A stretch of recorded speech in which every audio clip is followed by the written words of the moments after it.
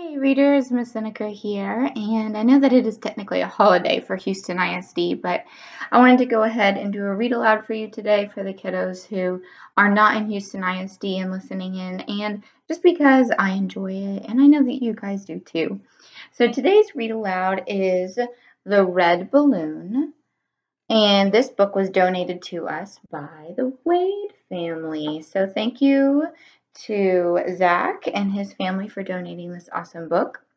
This book is actually based on a short film from the 1960s called The Red Balloon, and you can actually look it up, and I think you can watch it on YouTube if you would like to after we read the book, but I like the book version because I think that the pictures are really interesting. You'll notice some of them are in black and white and some of them are in color. And I want to give you a little bit of background on this book and what's going on in the world during the time of this book. So you're going to notice that the pictures are real. They're photographs. They're not just illustrations. And this is a book that is set in Paris right after World War II. So right after a big war, everybody in Paris was sad. They were not doing well. They were trying to rebuild their city. And this little boy is having a tough time finding happiness in his life until he finds a balloon that seems to become his friend during this time. I did want to tell you guys I had a little burn accident, and I learned a lesson about cooking ground beef in a pan. When you're cooking, be very careful. I am okay, but if you see that, that's what that is. I'm healing up okay. I've got some antibiotics for that. But all right, we're going to go ahead. We're going to read The Red Balloon. I want you guys to notice how this little boy seems to find some joy in something so simple during a tough time in his life.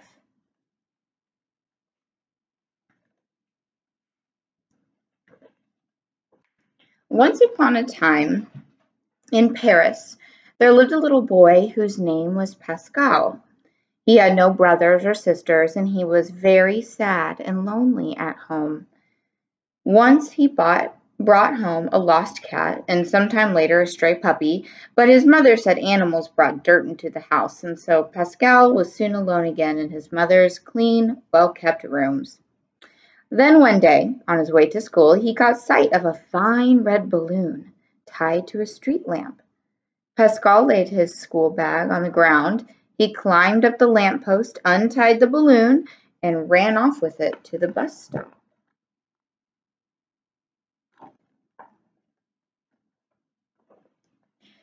But the conductor knew the rules. No dogs, he said, no large packages, and no balloons.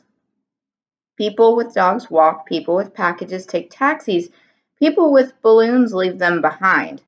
Pascal did not want to leave his balloon behind, so the conductor rang the signal bell and the bus went on without him.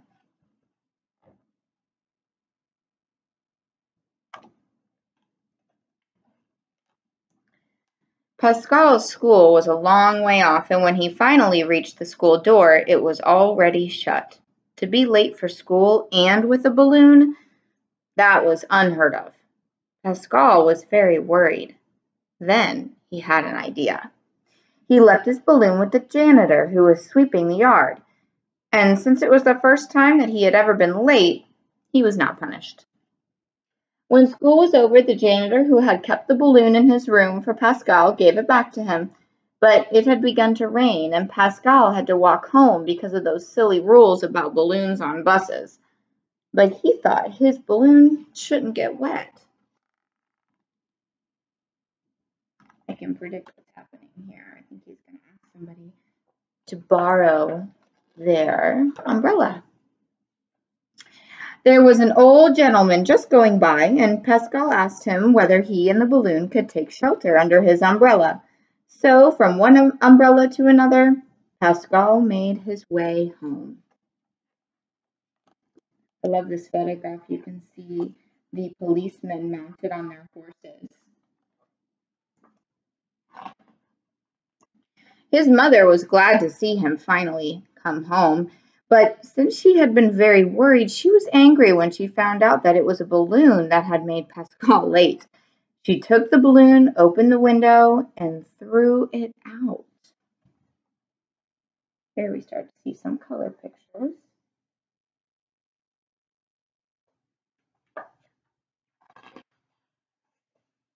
Now, usually when you let a balloon go, it flies away. But Pascal's balloon stayed outside the window, and the two of them looked at each other through the glass. Pascal was surprised that his balloon hadn't flown away, but not really as surprised as all that. Friends will do all kinds of things for you. If the friend happened to be a balloon, it doesn't fly away. So Pascal opened his window quietly, took his balloon back inside, and hid it in his room.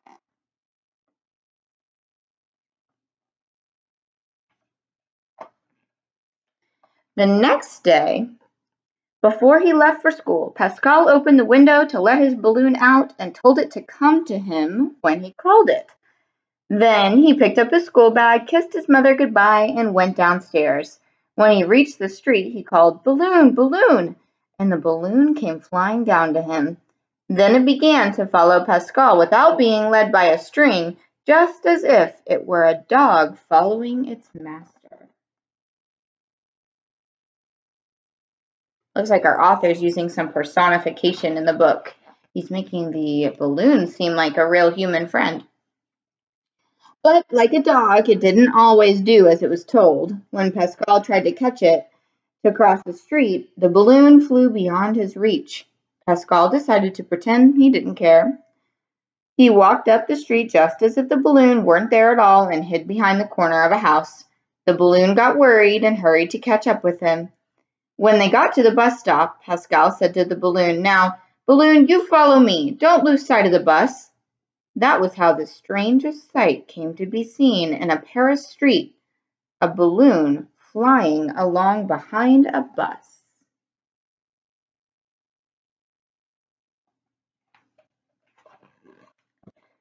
When they reached Pascal's school, the balloon again tried not to let itself be caught. But the bell was already ringing and the door was just about to close, so Pascal had to hurry in alone. He was very worried. But the balloon flew over the school wall and got in line behind the children. The teacher was very surprised to see this strange new pupil, and when the balloon tried to follow them into the classroom, the children made so much noise that the principal came along to see what was happening. The word pupil means person or student in this book. The principal tried to catch the balloon to put it out the door, but he couldn't, so he took Pascal by the hand and marched him out of the school. The balloon left the classroom and followed them. The principal had urgent business at the town hall, but he didn't know what to do with Pascal and his balloon, so he locked the boy up inside his office. The balloon, he said to himself, would stay outside the door. But that wasn't the balloon's idea at all. When it saw that the principal had put the key in his pocket, it sailed along beside him as he walked down the street. All the people knew the principal very well, and when they saw him walking past, followed by a balloon, they shook their heads and said, "The principal's playing a joke. It isn't right. A principal should be dignified. He shouldn't be playing like one of the boys in his school." The poor man tried very hard to catch the balloon, but he couldn't, so there was nothing for him to do but put up with it. Outside the town hall, the balloon stopped. It waited for him in the street, and when the principal went back to school, the balloon was still behind him. The principal was only too glad to let Pascal out of his office and to be rid of him and his balloon. Seems like the balloon did that because he was mad at the principal for locking the boy in his office. On the way home, Pascal stopped to look at a picture in a sidewalk exhibit. It showed a little girl with a hoop. Pascal thought how nice it would be to have a friend like that little girl. But just at that moment, he met a real little girl, looking just like the one in the picture. She was wearing a pretty white dress, and she held in her hand the string to a blue balloon. Pascal wanted to be sure she noticed that his balloon was a magic one, but his balloon wouldn't be caught, and the little girl began to laugh.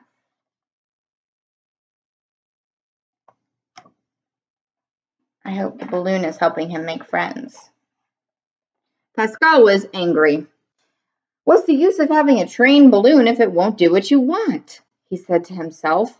At that very moment, some of the tough boys of the neighborhood came by.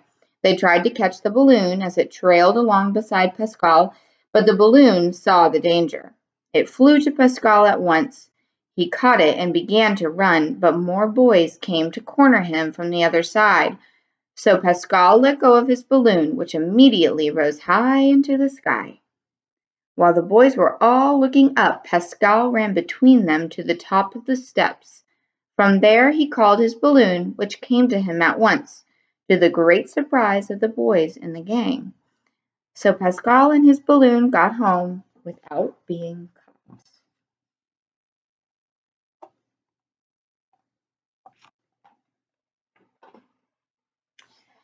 The next day was Sunday. Before he left for church, Pascal told his balloon to stay quietly at home, not to break anything, and especially not to go out. But the balloon did exactly as it pleased. Pascal and his mother were hardly seated in church when the balloon appeared and hung quietly in the air behind them. Now, a church is no place for a balloon. Everyone was looking at it, and no one was paying attention to the service. Pascal had to leave in a hurry, followed out by the church guard. His balloon certainly had no sense of what was proper. Pascal had plenty of worries.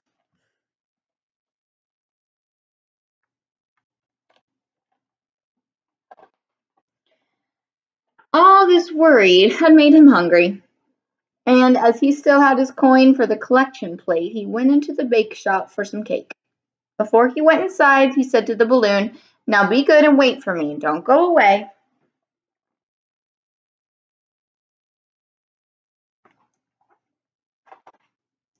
The balloon was good and only went as far as the corner of the shop to warm itself in the sun. But that was already too far, for the gang of boys who had tried to catch it the day before saw it, and they thought that this was the moment to try again. Without being seen, they crept up to it, jumped on it, and carried it away. When Pascal came out of the bake shop, there was no balloon. He ran in every direction, looking up at the sky. The balloon had disobeyed him again. It had gone off by itself. And although he called at the top of his voice, the balloon did not come back. The gang had tied the balloon to a strong string, and they were trying to teach it tricks. "We could show this magic balloon in a circus," one of them said. He shook a stick at the balloon. "Come here, I'll burst you," he shouted. Those are some mean boys.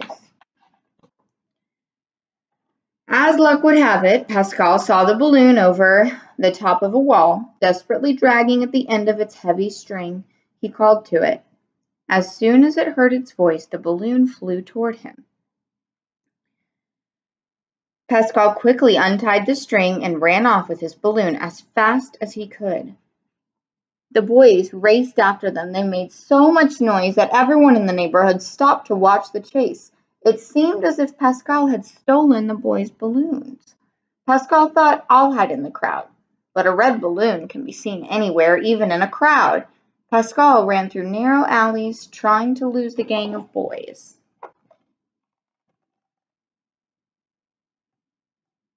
I'm sure he doesn't want it to look as if he stole their balloon when it's his balloon. At one point, the boys didn't know whether Pascal had turned right or left, so they split up into several groups. For a minute, Pascal thought he had escaped them, and he looked around for a place to rest, but as he rounded a corner, he bumped right into one of the gang.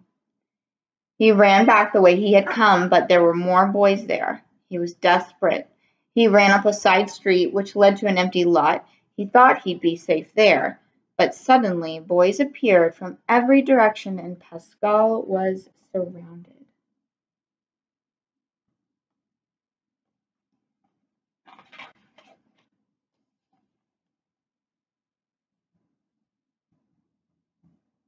This page really makes me think about how he's feeling right now, how he must be pretty scared. He's about to lose his only friend, the balloon. So he let go of his balloon. But this time, instead of chasing the balloon, the gang attacked Pascal. The balloon flew a little way off, but when it saw Pascal fighting, it came back. The boys began throwing stones at the balloon. "Fly away, balloon, fly away," Pascal cried. But the balloon would not leave its friend. Then one of the stones hit the balloon, and it burst. While Pascal was crying over his dead balloon, the strangest thing happened. Everywhere, balloons could be seen flying up into the air and forming a line high into the sky. It was the revolt of all captive balloons. I understand how Pascal is feeling during this page because he would do anything for his balloon, and his balloon would do anything for him too, and that's how I feel about my friends and about my students and my family. Love this picture.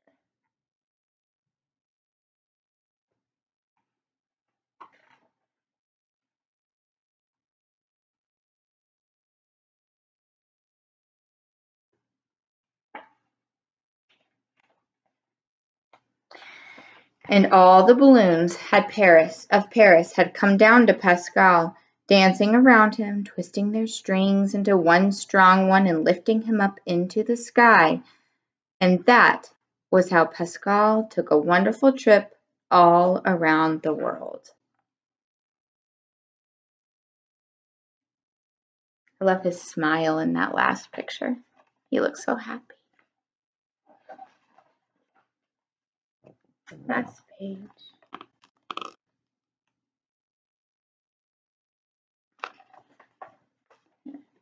I hope you guys enjoyed this book as much as I did about being able to find joy in something small in a tough time. Right now, you might be having a tough time with not being able to go back to school, not being able to go do your normal things that you would do. And I want you to remember that there are things that you can find joy in that might not seem before like they'd make you so happy, but things like coloring right now and taking walks, those are things that are making me really happy, kind of like the red balloon made the boy happy. So I want you guys to comment with what is bringing you joy right now at home during this time when we're all having to spend so much time away from our normal routines. So tell me what's bringing you joy. That'll make me really happy. Okay. I hope you guys have a wonderful night, and I'll see you tomorrow.